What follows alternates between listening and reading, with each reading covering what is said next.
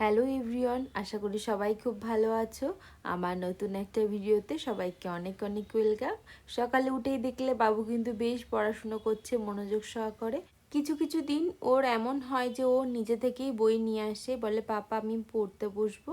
আর কিছু কিছু দিন একদমই পড়তে যায় না। আর এখনও তো ছোটই আছে, খুব বেশি আমরা জোরজার করি না, নিজে থেকে যেইটুকুনি পড়তে চায় সেইটুকুনি পড়ে। কিন্তু আমরা একটা রুটিন তৈরি করেছি যে রোজ সকালে বইটা নিয়ে ওকে বসানো হয়, যাতে ও জানবে যে রোজ সকাল হলেই আমাকে একটু অর্ধেক পড়তে হবে। আর আমাদের ব্রেকফাস্ট কমপ্লিট হয়ে গেছে, তারপরেই আমি কিচেনে গিয়ে কাটলেটগুলো সমস্তটাই ভেজে দিচ্ছি। আর স্নান ফান করে এসে পুজো দিয়ে এসে আমি সব খাবার দাবারগুলো প্যাকিং করে দেবো সুমনকে, কারণ যেমনটা আগের ভিডিওতে বলেছিলাম যে সুমনের কালকে ছিল এই অফিসের লাস্ট ডে, তো সেই জন্য ও কিছু বাড়ি থেকে খাবার দাবার বানিয়ে নিয়ে যাবে। তো চিকেন কাটলেট আর পায়েসই করে দিয়েছি আমি। আর দেখো কাটলেটের সাইজগুলো না যা বড় বড় হয়েছিল না, বেশ ভালো হয়েছে। সুমনকে তো একটা ভেজে দিয়েছিলাম, ও খেয়েছে। আর সাথে আমি চাট মশলা, বিট নুন, কাসুন্দি সব কিছু দিয়ে দিচ্ছি, যেগুলো কাটলেট দিয়ে আর কি খাওয়া হয় সেই সব। খাবার সময় সুমন এটা মাইক্রোওভেনে গরম করে নিয়ে নেবে। আর আমি এখন ভেজে ঠান্ডা করে দিচ্ছি যাতে ক্রিস্পিটা থাকে। এদিকে সুমনও রেডি হয়ে গেছে, অফিসের জন্য বেরিয়ে যাবে। কালকেও একটু লেটেই গেছিলো।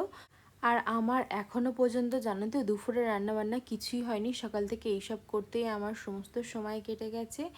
এইবার আমি স্নান টান করে গুছিয়ে নিয়েছি, সুমন বেরিয়ে যাচ্ছে, বেরিয়ে গেলেই আমি দুপুরে রান্নাবান্না করব। বেশি কিছু রান্না আমি দুপুরে কালকে করিনি।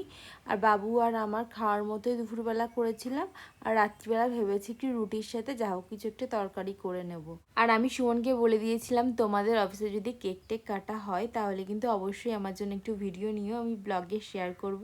তো ও বলল ঠিক আছে, যদি নিতে পারি সম্ভব হয় তাহলে আমি নেব। আর জানো তো সবাই খেয়ে খুবই ভালো বলেছে। সুমন বলল বাড়ি এসে যে তোমার অনেক প্রশংসা করেছে, কাটলেটটা সত্যি খেতে খুব ভালো লাগছিল, আর পায়েসটাও খুবই ভালো হয়েছে।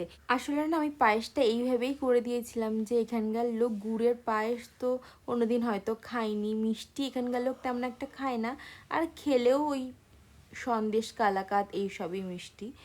তো সেই কারণেই আমি পায়েসটা করে দিয়েছিলাম, সবার খুবই ভালো লেগেছে খেয়ে। এটাই অনেক। তো চলো বাই, নেক্সট ভিডিওতে আবারও দেখা হচ্ছে।